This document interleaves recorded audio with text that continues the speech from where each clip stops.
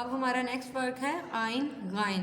अब आपको पेरेंट्स ये मैं आपको बता दूं कि जो आइन और गाइन है ये 4 लाइंस में होता है।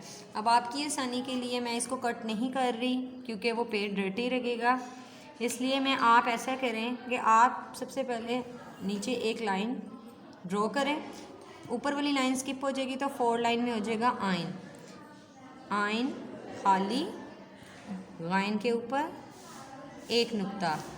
इसी तरह सेकंड टाइम भी आइन खाली और फुल वर्ड ट्रेस करना है, हाफ वर्ड जस्ट ये जो फिल होने वाला ये नहीं करना, आपने फुल वर्ड राइट करना है। इसी तरह नीचे 1 लाइन आप स्केच करते जाएं।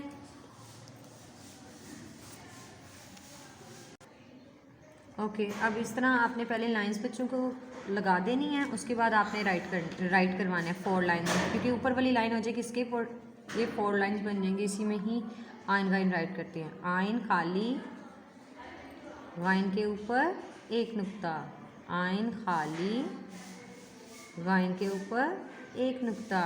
इसी तरह फिर आइन खाली, गाइन के ऊपर एक नुक्ता, आइन खाली, गाइन के ऊपर एक नुक्ता।